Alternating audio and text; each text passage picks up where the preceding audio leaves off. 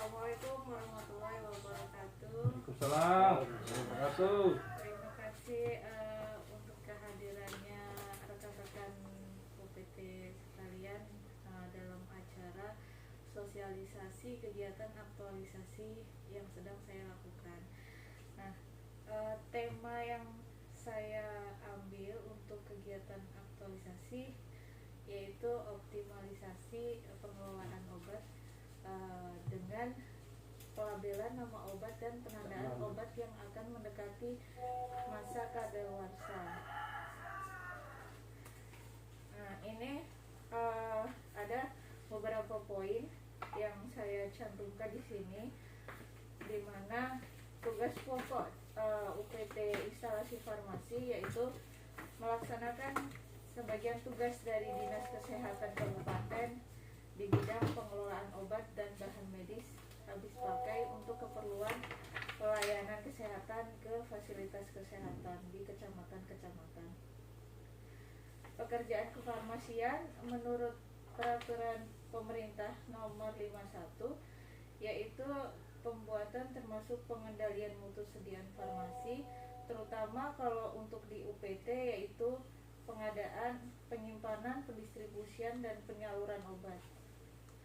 Nah, setelah beberapa bulan saya bekerja di UPT, saya lihat ada beberapa permasalahan yang akhirnya saya angkat untuk menjadi gagasan yang saya ambil untuk judul aktualisasi saya, yaitu tidak ada penandaan obat yang mendekati masa kadaluarsa, yang ini menyebabkan terjadinya penumpukan stok obat kadaluarsa karena obat yang mendekati masa kadaluarsa tidak dikeluarkan terlebih dahulu atau dengan sistem FIFO. Tidak adanya pelabelan nama obat pada rak penyimpanan obat juga menyebabkan terjadinya kesalahan dalam pengambilan obat sehingga terjadi masalah dalam pendistribusian obat dan menyebabkan selisih obat antara fisik dan kartu stok.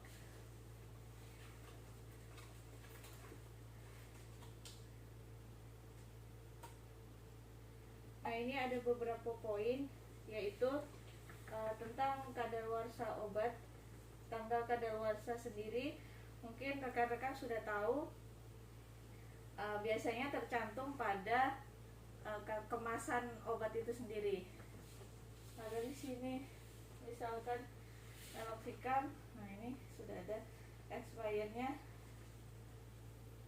September 2022.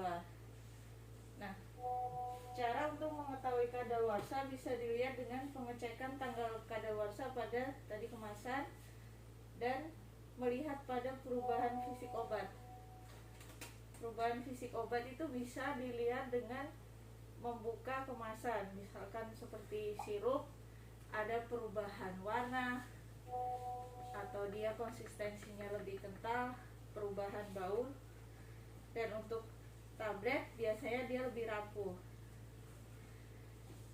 Tujuan dari pelabelan nama obat dan penandaan masa kadaluarsa sendiri yaitu untuk memudahkan kita semua untuk mendistribusikan obat-obat yang kadaluarsanya lebih dekat. Jadi dengan sistem FIFO. Untuk pengendalian dan pemantauan tanggal kadaluarsa obat sehingga menjadi lebih efisien.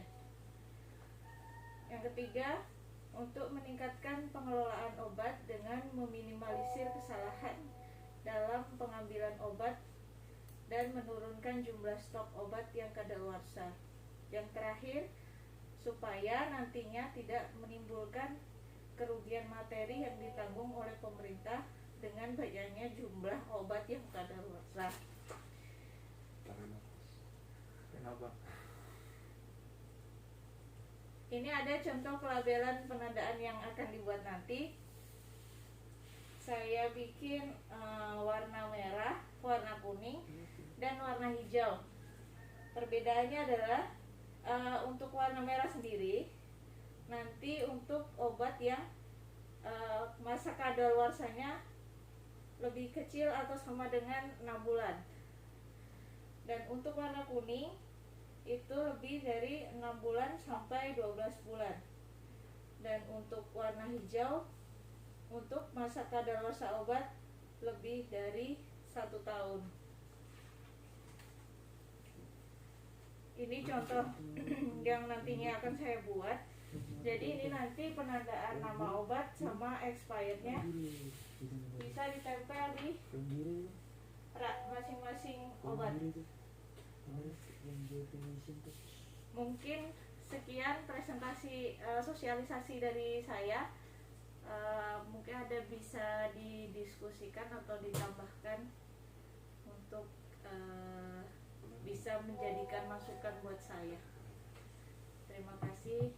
Wassalamualaikum warahmatullahi wabarakatuh. Waalaikumsalam. Waalaikumsalam. Satu. Boleh nanya?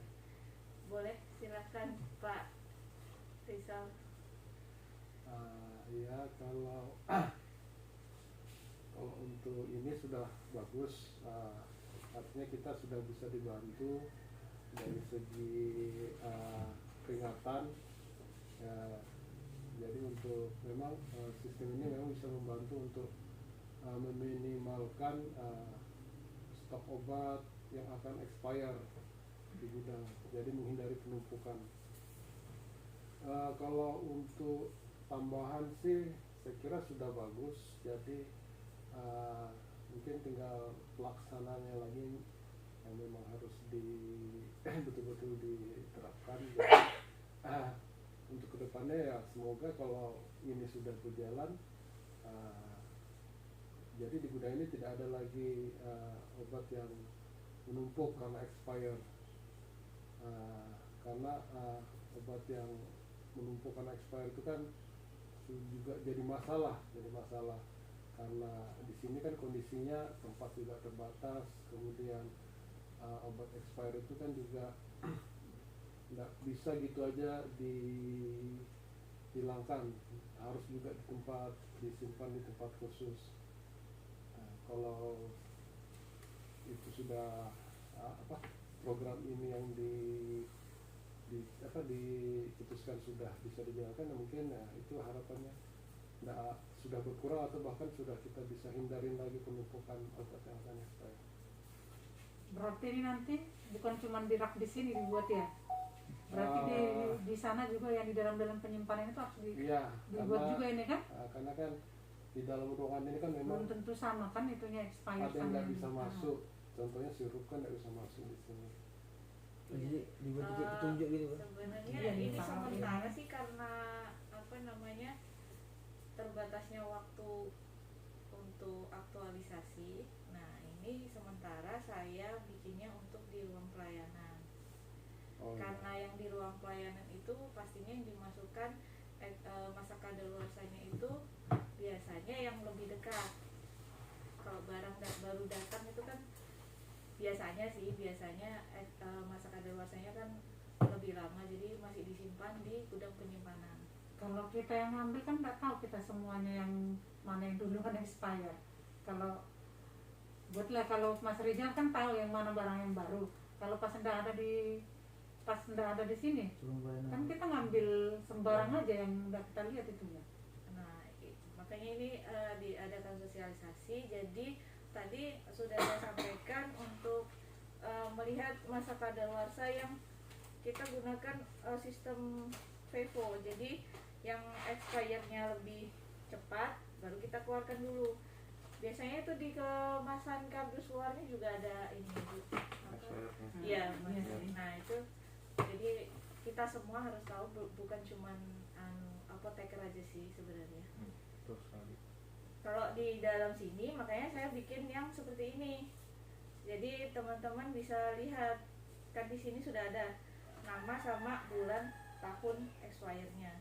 Jadi kalau misalkan tinggal 3 bulan atau 2 bulan sebaiknya jangan dikeluarkan untuk menghindari mungkin produknya kalau sudah dekat ED itu kan efektivitas untuk menghasilkan kurang maksimal. ditambahkan lagi Oh, Umi Pak coba. Robin? iya cukup enggak terlalu banyak ya Pak ya. Nanti minta tolong untuk dibantu mungkin Mau pemasangan tahun depan, ininya Pak, ya? karena lumayan banyak nanti. Di Eh, depak. Iya kan Iya, ada kan benar. Iya, Pak. berapa Oke, item oke, Pak. saya itu kayaknya Iya, 70-an Pak, iya lebih. benar. Iya. Jadi Iya, nanti Pak. minta tolong Iya. bantuannya untuk menempelkan label pada masing-masing. Ya. Bisa. Baik, baik. Ini bagus ini. Sip. Gimana? Ya, kita memberikan apresiasi lah ya. Presentasi Iya, iya. baik sekali. Terima kasih untuk dukungannya juga. Mohon maaf kalau masih ada kekurangan, nanti mungkin kedepannya bisa lebih bagus lagi.